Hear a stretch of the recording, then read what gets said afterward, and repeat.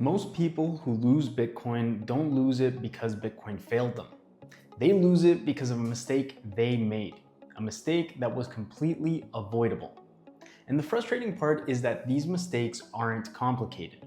They're just things that nobody told them before they started.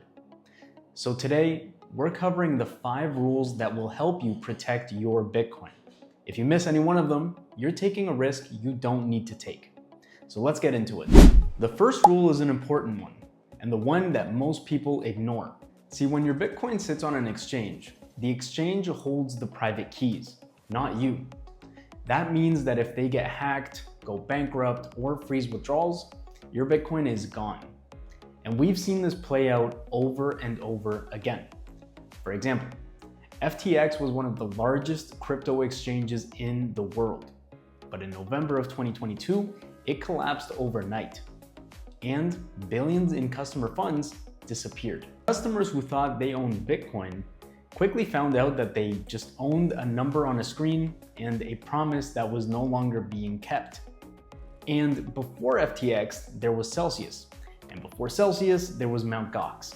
So these were not random accidents. They were predictable outcomes of people trusting others with their money. And this is where self-custody comes in. Because self-custody means holding your own private keys.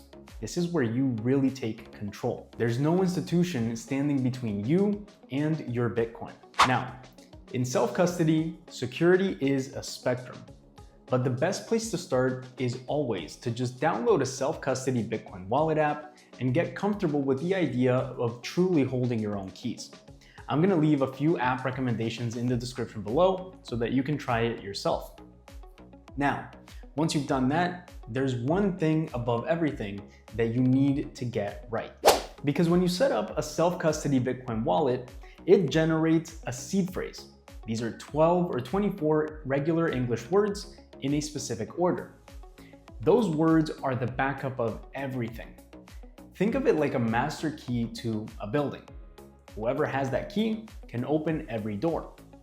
And if you lose the key, you're locked out. So, lose your seed phrase, kiss your Bitcoin goodbye, forever.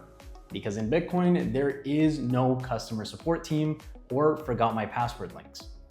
Bitcoin does bring you freedom, but that freedom comes with responsibility. So here's what you need to do. Write down that seed phrase on paper and store it somewhere safe.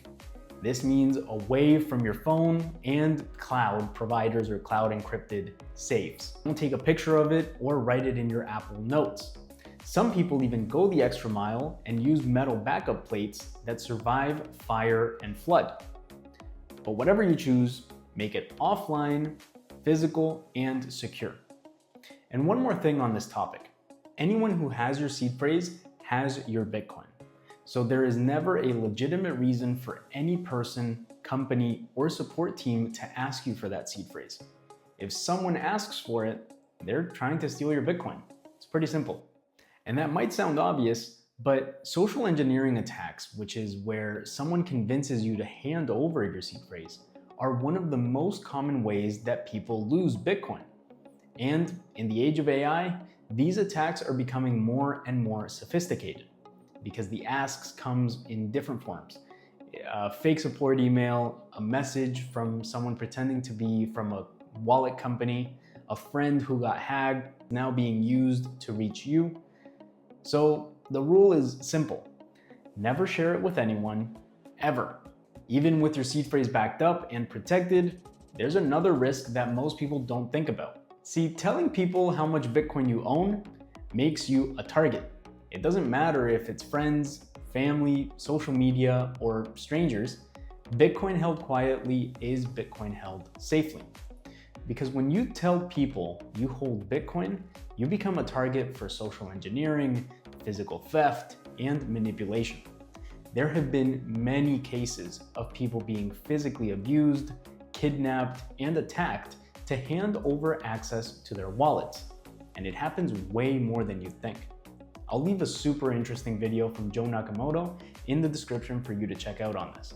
And privacy with Bitcoin doesn't mean you're paranoid. It's just common sense. You wouldn't walk around telling people how much cash you have in your bank account. So this is no different. There's one last rule, and it's the one that most people skip entirely. Because most people back up their seed phrase, but never verify it works. Then, when they need it, in the case their device is misplaced, broken, or stolen, they discover that that backup was wrong the entire time. One word misspelled or the order slightly off is enough to make it completely useless. So here's what you should do. After setting up your wallet and backing up your seed phrase, do a test recovery with a small amount of Bitcoin, either on another device or just by reinstalling the app of the self-custody Bitcoin wallet. Restore the wallet using your seed phrase and verify that everything is there. And do this when the stakes are low, because it only takes a maximum of 15 minutes, but it could save everything. So, Bitcoin is one of the safest assets ever created, but you are responsible for protecting what you hold. The risks are almost entirely on the human side, but these 5 rules help eliminate most of them. So write them down, follow them, and definitely don't skip the test recovery.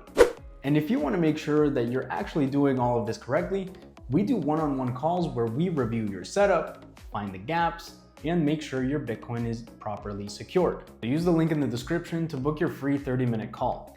Thanks for watching. Subscribe, share, and stay tuned, because every week we publish one Bitcoin concept explained simply and without the noise. See you next time.